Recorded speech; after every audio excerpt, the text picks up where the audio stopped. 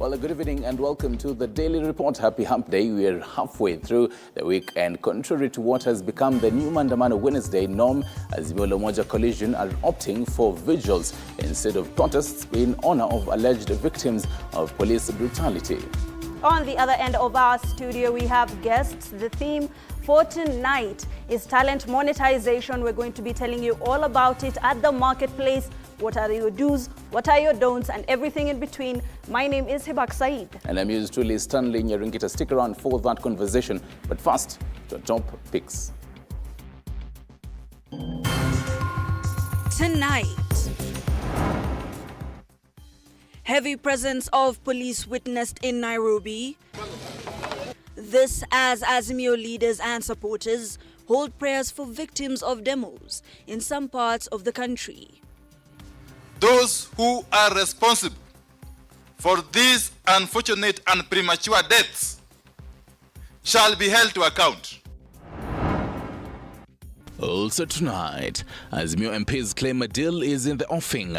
This as the Kenya Kwanza counterparts refute claims of any deal between Kenya Kwanza and Azimio. Writing to the Senate a few hours to its sitting shows discourteous, and certainly as an institution we're not going to tolerate that. And senators are furious at CS's Nakhumicha, Bore and Mutua for snubbing the Senate. They say cabinet secretaries are out of order. Right, and welcome to the marketplace. This is the Daily Report. Remember to use the hashtag the marketplace. The sign language interpreter is Catherine Simaloi. Now to first story tonight, reports of a power-sharing deal between President William Ruto and Azimio la Umoja leaders today visited patients who were injured during anti-government protests at the Mama Lucy Kibaki Hospital and the Kenya National Referral Hospital, where they checked on patients who were nursing gunshot wounds as a result of the protests. This as the vigils kicked off across the country in solidarity with families who lost their loved ones during the protests. Most definitely. And Mike Kagongo with these details. Azimio leaders Raila Odinga, Kalonzo Musyoka and Eugene Wamalwa Wednesday visited the Mama Lucy Hospital to console demos victims who continue to receive treatment at the hospital. Later, the leaders visited the victims of the protests who are admitted at the Kenyatta National Referral Hospital, where Raila condemned the police for allegedly using excessive force against protesters. Tumekuja kuwatembelea wale watu wetu wamepata majeraha. Tumesema pole sana. Wale ambao wanaua kwa upanga watakufa kwa upanga. Sisi tunataka amani. Maandamano ya amani. Maandamano ya amani. Maandamano ya amani. Na itaendelea.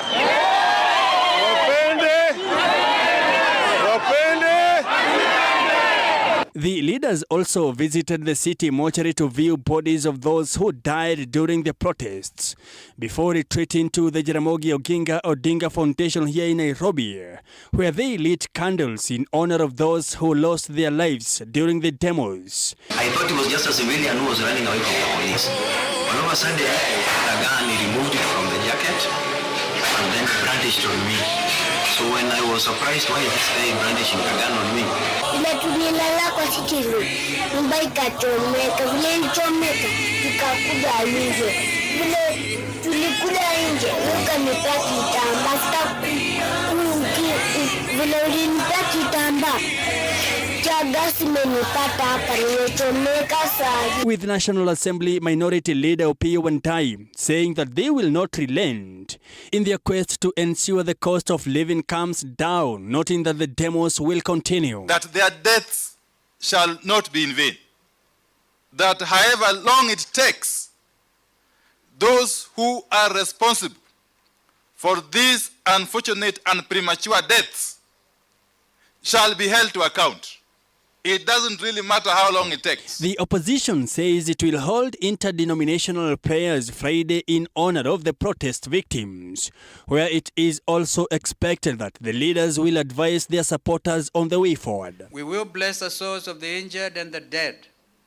We will pray for the pharaohs in government to listen to the cries of our people about the high taxes and the rising cost of living.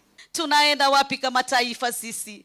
Ni masikitiko makubwa na mshangao ya kwamba viongozi wanaweza kusimama na kusema tunawapongeza polisi, tunawapa hongera kwa kazi nzuri, kazi ya kuua Wakenya, kazi ya kuua vijana wadogo. The vigil will continue Thursday and Friday. But Kenya must have a good president. Mike Kagwango, TV47, Nairobi. Kenya is being governed in a responsible manner. We are able to transform this country. Now, following Azimio's Monday announcement to call off Wednesday's demonstrations and instead hold solidarity parades and vigils for victims of police brutality, a section of Kenyans heeded to the call and held the vigils across various parts of the country. And these parts of the country include Migori, Homa Bay, Siaya, and Mombasa. Let's get more from our reporter, Grace Kuriakanja.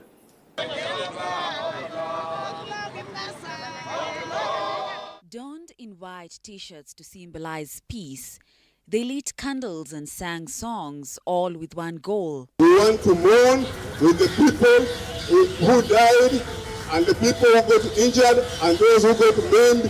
This is in response to Azimio's request for Kenyans to turn up in large numbers on Wednesday instead of demonstrating to pay tribute to the departed souls as a way of showing respect and honor for victims of anti-government demos.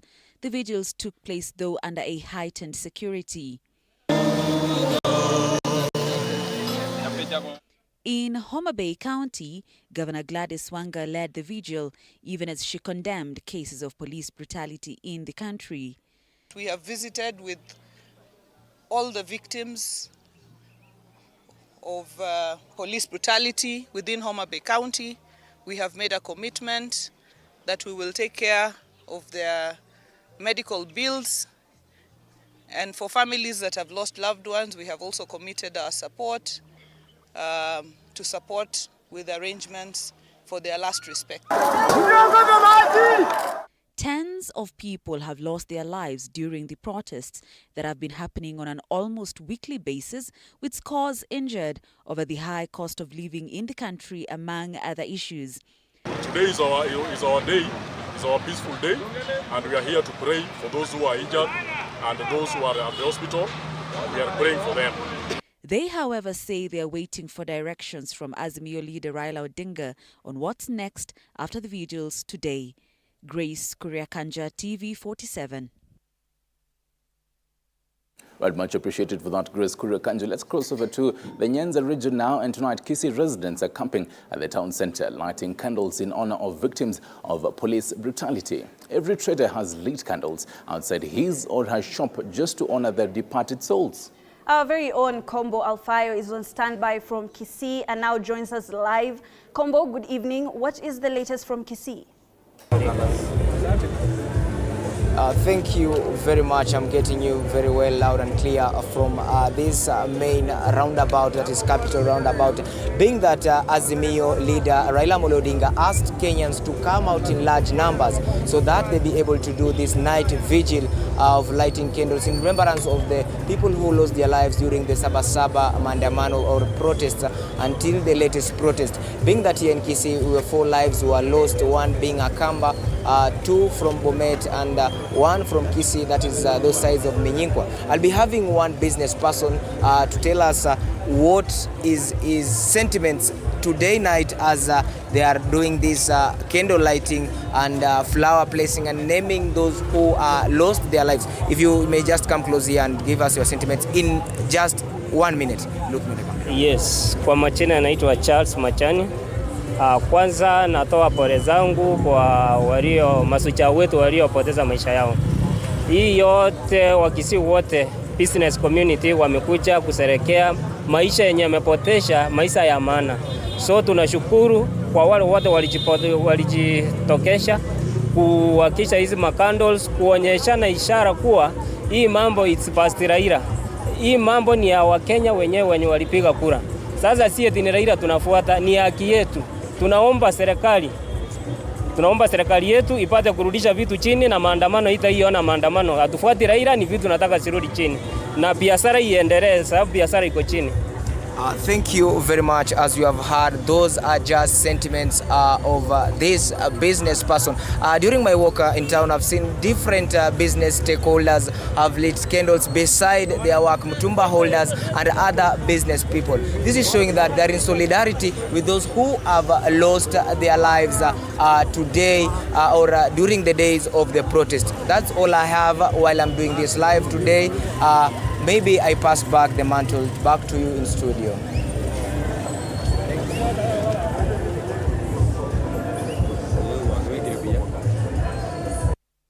Right, that is what is happening in Kisii County. Thank you, Alpha Kombo. I think we're really heading in the right direction. Matters Vigil. There might be a light in the offing, and we will move to matters politics tonight. Reports of a power-sharing deal between President William Ruto and Azimio leader Raila Odinga have emerged, with a section of their allies hinting another handshake and a power-sharing deal that is looming and is not about if but when. Now, Azimio coalition leader Raila Odinga's allies, led by Siaya Senator James Orengo, have now set conditions on the anticipated deal yet to be made public. Apollo Kamau reports on a week Ruto, Raila and retired President Uhuru Kenyatta softened their hardline positions against each other. Take a look. A day after President William Ruto and Azimio leader Raila Odinga softened their hardline positions on a week, retired President Uhuru Kenyatta took the cue by saying he will follow President Ruto's directives. Odinga's allies have intimated a power-sharing deal has been struck, saving details of the new power arrangement that is likely to shake the country's political landscape. But even before the new arrangement is made public, one of Odinga's close confidants, Siaya Governor James Orengo, hinted on what Azimio wants in the anticipated deal. Don't be mistaken, we are not looking for half a loaf. We are looking for the whole loaf, because Raila won the election. Ruto allies, however, remained cagey on yesterday's bromance exchanges between the president and Odinga, with both expressing their will to engage, a section of leaders ruling out a power-sharing deal, while others welcome the engagement. What is in this? For those of us from Kenya Kwanza, I think we will have no issue when the president and the Honorable Raila Odinga will sit and discuss about issues of concern to the people of Kenya. And if by them sitting together, it will unlock the current impasse, then it is okay.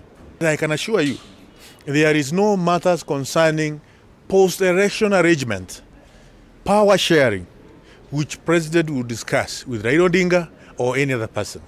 Because matters power of this nation was dealt with in a very decisive manner by Kenyans on 9th of August last year. In the event of a new deal, Deputy President Rigathi Gachagua, a thorn in Odinga's flesh, given their political rivalry, Musalia Mudavadi and Kalonzo Musyoka are likely to be losers in the new arrangement, as political analyst and diplomacy expert Professor Macharia Munene explains. So there is that threat to the interest of the various prima donnas. Musalia may not be very happy because he also has serious ambitions. Gachagua will not be very happy. And sometimes there has been an image of Gachagua and Musalia competing for 2032. So with Raila in the picture or somebody else, would their 2032 chances be diminished? Apol Kamau, TV 47. Right, thank you, Apollo Kumal, for that. And State House spokesperson Hussein Mohammed has refuted claims by the opposition leader Raila Odinga that President Suluhu Hassan of Tanzania was in the country for mediation talks between the government and opposition. According to the opposition team, President Suluhu was in Kenya 2 weeks ago, but the president snubbed the meeting despite the availability of the opposition team. And as Jackson Chacha reports, President William Ruto says he is willing to sit down with Raila. However, the opposition chief has scoffed at the head of state, terming him a liar. President William Ruto was today in Dar es Salaam, Tanzania, for the Africa Heads of State Human Capital Summit. The president met his Tanzanian counterpart, Samia Suluhu Hassan, amidst claims that he snubbed a mediation meeting offer between him and the opposition chief Raila Amolo Odinga. In the latest communication from State House, the claims have been downplayed by State House spokesperson. Kila rais ambaye anakuja Kenya, or any president who comes to meet the president of Kenya, there are established protocols na Ministry of Foreign Affairs, okay? So they will communicate and they will handle all the protocol, and of course we will know that a president or a visiting head of state or president has come to meet the president of the republic. However, on Tuesday, Azimio leader Raila Amolo Odinga confirmed that despite the availability as the opposition team to have the talks, President Ruto has snubbed a meeting that was to be mediated by Tanzanian President Samia Suluhu. The president from Tanzania came here 2 weeks ago at the invitation of President Ruto to mediate, and she was kept waiting, not from our side. We were available, but the other side was not available. Expressing his readiness, President William Ruto, through his official Twitter account, reiterated that he was ready to have a meeting with the former Prime Minister. Despite this offer, Raila notes that the president is not being honest. I'm ready to sit with other people to discuss these issues. He is actually pretending. In what appears to be a mediation undertone conversation, the higher-ranking commissioners from the United States, United Kingdom, United Nations visited Wiper Party leader in his official current residence, a meeting whose content has remained undisclosed to the public. Jackson Chacha, TV47. Thank you, Jackson Chacha, for that story. Now, the High Court has issued temporary orders restraining the government from revoking firearm licenses of John Jomo Kenyatta, son to former President Uhuru Kenyatta. In his application, Jomo maintained that he has a valid license, further stating that the process of withdrawing his firearms was not in a good faith. Sheila Chilangat reports. These orders from Justice Jairus Ngaah will temporarily prevent the government from revoking the firearm licenses from John Jomo Kenyatta. Move by Jomo to move to court comes after his current home was raided by police officers following claims by Interior CS Kithure Kindiki that it was among 3 of other homesteads in possession of firearms used in illegal activities. In his orders, Justice Jairus noted that the due procedure of revoking firearms were not followed as stated in the Firearms Act Cap 114. Through his lawyer Fred Ngatia, Jomo noted that the move to withdraw his firearms were done in bad faith, going against his rights as stated in the Constitution, further adding that he wanted the court to direct the Firearms Licensing Board to follow due procedure. According to Jomo, he possesses a firearm license valid until April 2024. This case came to the limelight after former President Uhuru Kenyatta defended his family, saying they have legitimate licenses to their firearms. The matter will be heard on the 27th of September this year. Sheila Chelangat, TV47, Nairobi. Right now to the corridors of justice, and Busia Senator Okiya Omtata has complied with the directives of the court by filing documents supporting his petition challenging the Finance Act 2023. Omtata says at the hearing of the petition, he will be demonstrating to the 3-judge bench that the passing of the finance bill was unlawful. George Maringa reports. On Friday, the 28th of July, the Court of Appeal will render its decision on whether it will set aside an order suspending the implementation of the Finance Act 2023. The Attorney General had filed an appeal whose ruling is coming up. Justice Mohamed Warsame, Kathurima Mtuinoti and Hello Omondi set the date after Cabinet Secretary Treasury Professor Njuguna Ndung'u said the suspension of the act is affecting government operations. Just 2 days ahead of that appellate ruling, Busia Senator Okiya Omtata submitted his evidence supporting the main petition that is currently before the High Court. To produce the evidence which runs to 2,365 pages to show that the budget-making process in Kenya is totally unconstitutional. It violates the Constitution. It violates the Public Finance Management Act. Chief Justice Martha Koome appointed a 3-judge bench to hear the case challenging the implementation of the Finance Act 2023 filed by Busia Senator Okiya Omtata. The 3 are Justices David Majanja, Lawrence Mogambi and Christine Moeli. Omtata argues that the bill ought to have gone to the Senate before being presented to the executive for assent. So the question is, if through taxation we are raising enough money to pay our current expenditure and part of our development expenditure, why are we going onto the domestic market to borrow money that we don't need? Attempts by the Attorney General Justin Muturi to have the conservatory orders suspending the Finance Act set aside were declined by Justice Mugure Fande. Kenyans await with bated breath the ruling by the Court of Appeal, even as the Energy and Petroleum Regulatory Authority (EPRA) implemented the 16% VAT on petroleum products beginning of this month. The hearing of the main petition that is before a 3-judge bench on the High Court will be done at a later date. George Maringa, TV47, Nairobi. To demonstrate.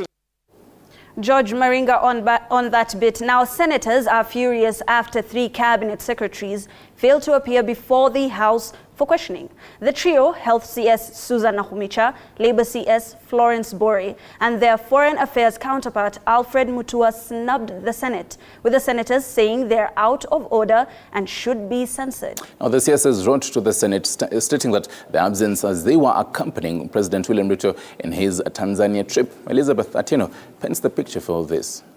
9 a.m. Wednesday morning, Health Cabinet Secretary Susan Nakhumicha and Foreign Affairs Cabinet Secretary Alfred Mutua were expected to appear before the Senate plenary to answer some questions ailing the 2 sectors, but they were a no-show.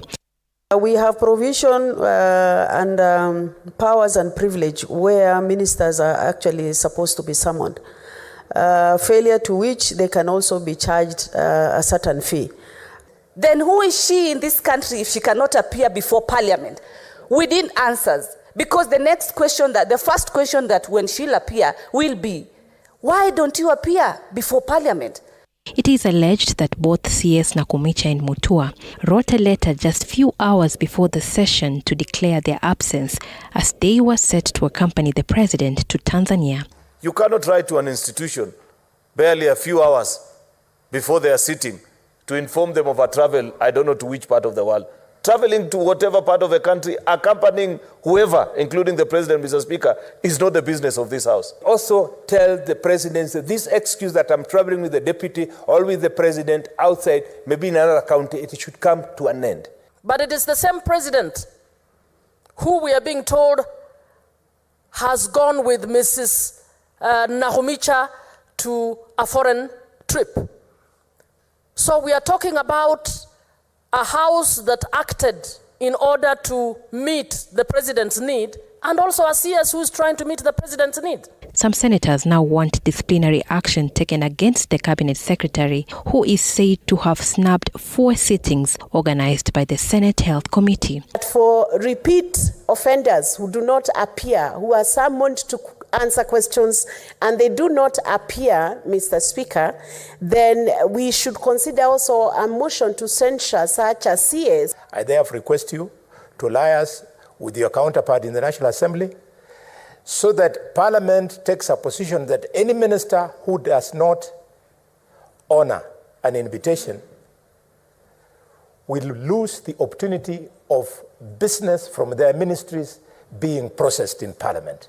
Writing to the Senate a few hours to its sitting shows discourteous, and certainly as an institution we're not going to tolerate that.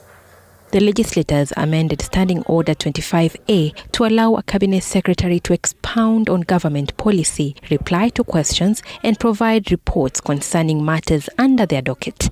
The CSs are required to appear before the House on Wednesday afternoons between 2:30 and 5:30 p.m. CS Nakumicha was expected to answer questions on state of delivery of reproductive health services among persons living with disabilities and how the National Health Insurance Fund is covering for speech, occupational and behavioral therapies. Elizabeth Atieno, TV47, Nairobi. And now to matters education, close to 50 students from Mount Kenya University will be recruited into the health sector of Austria as workers. This comes after George Willett, the vice president of one of Austria's biggest social welfare organizations, signed a memorandum of understanding today with the institution. The trainees are expected to undergo 2 years of training in order to understand German and communicate effectively during their employment period. Mount Kenya University has signed a memorandum of understanding with Austria, a move that will see Kenya export nurses who will work in the health sector in Austria that has been marred by a shortage of nurses, while creating employment opportunity for young Kenyans.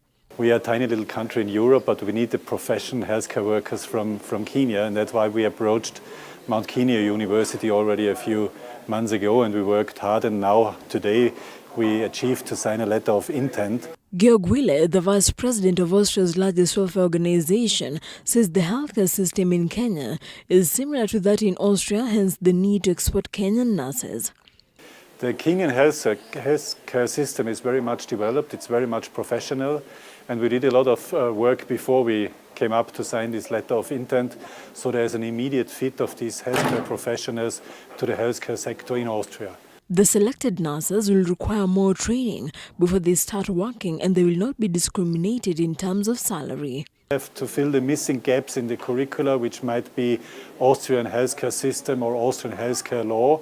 These exams they would have to do within their first 2 years in Austria, but they will get a permanent working permit there, and they will be paid equally to Austrian co-workers. There is equal pay for everyone who works in Austria, no matter where he comes from. It's equal pay in our system.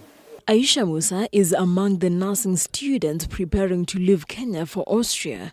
I think any young Kenyan who's interested in working in the nursing profession and would like to do it in Europe, where nurses are urgently needed, will really benefit from this program. Vera Alberta, TV47, Nairobi.